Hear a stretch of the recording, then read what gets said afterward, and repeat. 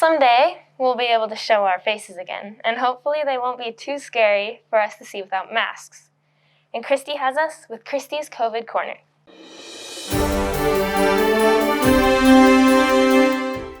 Morning West, and welcome back to CCC. Your host, Cristiano Sime, and here's your weekly COVID report.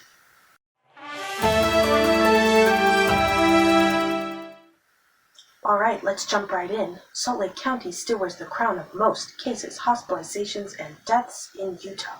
Over 138,000 cases, more than 6,500 hospitalizations, and 760 deaths.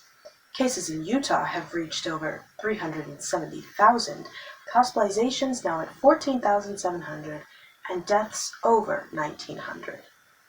We now have more than 2.2 million people tested, and vaccinations are skyrocketing with greater than 720,000 of them, which, might I add, does include quite a few of our West High teachers. And speaking of vaccines, some of you may have heard, a new single-dose vaccine, Johnson & Johnson, has now been granted EUA, or Emergency Use Authorization, by the FDA. They aim to provide enough vaccine for more than 20 million people in the U.S. by March end. Plus, President Biden wants all teachers to receive at least one vaccine dose by the end of March. Finally, the U.S. COVID tally is nearing 29 million COVID cases and over 515,000 deaths. That's all for today. We'll see you next week.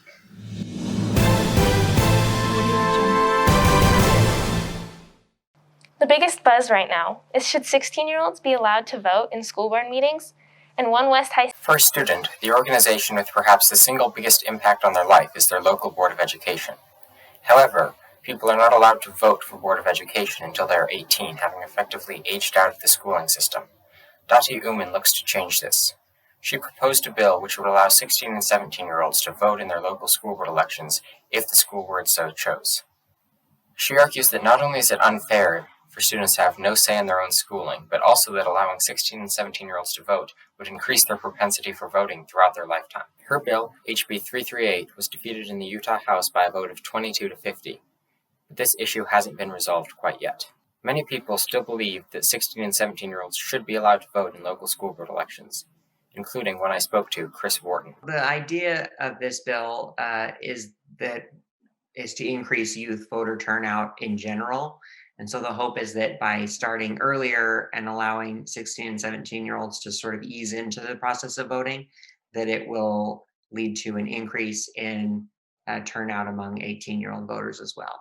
This is a debate that will likely continue for quite a while. I'm Atticus Tudor with TV West.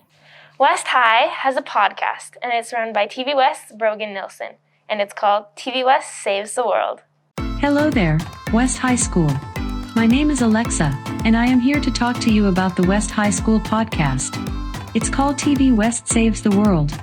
On the podcast, we talk about school and community-related topics, such as coronavirus and at-home learning. To listen to our podcast, just visit anchor.fm/tvwest. We also have a blog.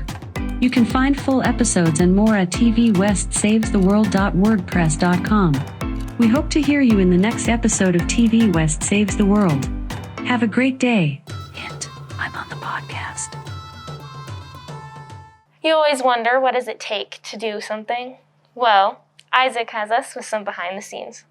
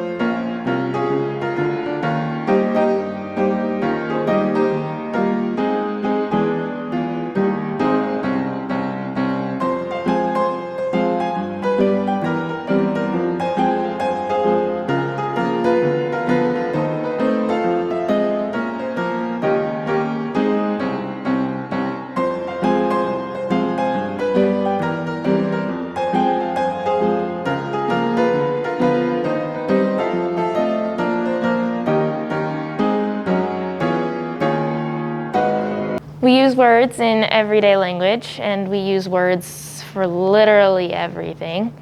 And Zach has us with Word of the Week.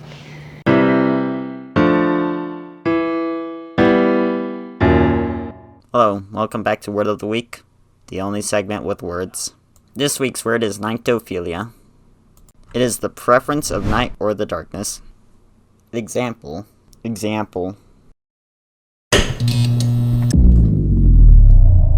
This is cool. I can't tell if my eyes are opened or closed. Okay, I worded and I weeked. Goodbye. Hi, how's it going? And then they developed an emotional connection. Okay, I'm gonna sing for you.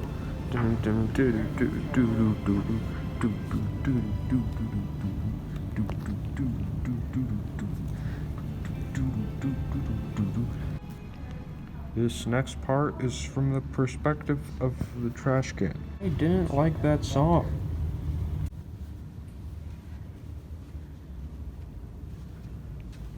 So, as many of us know, West High is one of the oldest schools in all of Utah. And so, today, we are going to be documenting pictures from a long time ago. It's very windy outside. From a very long time ago, and trying to replicate those pictures today with our state-of-the-art technology. I am flying a drone to take the shots from all the way up there. Okay, so right now the drone is at 58 meters. The problem is that in this picture, it's clearly taken from a higher altitude just based on like the angle of the top roof and the parallax. Now on here, because of the proximity to the airport right now, we can only reach a height limit of 60 meters with our drone. So right now we can't go any higher than we're already at, which means that the image won't be perfectly precise, but it is pretty good. And we're here to compare these photos. Here we have the photo from like 1745 of West High School. And here we have what seems to be like a stadium and a bunch of other buildings here. Everything is now gone, except for the main building itself right here. And now I will show you the new photo that we just took. Here we have mostly like apartment buildings and other things. We couldn't get any higher because of the airport limit. But all of those buildings that used to be there are now where people live. And the only thing that's really still here is West High School and other buildings that are across the street. We've also found that today there are new parts of the buildings that's been added, like this part right here with these two sections are new. They were not here in the old photo. This is Dallin McCrae for TV West, and we'll see you next time on West High History. Reading. Ripped.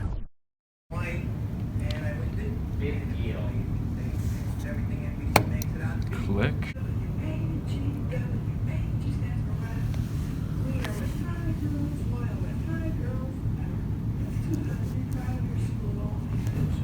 Whoa.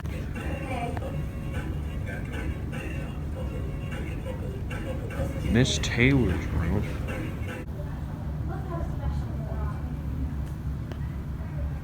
Yeah. Headed down to go see her, and afterwards we were so ecstatic. Look what we Yipple. got!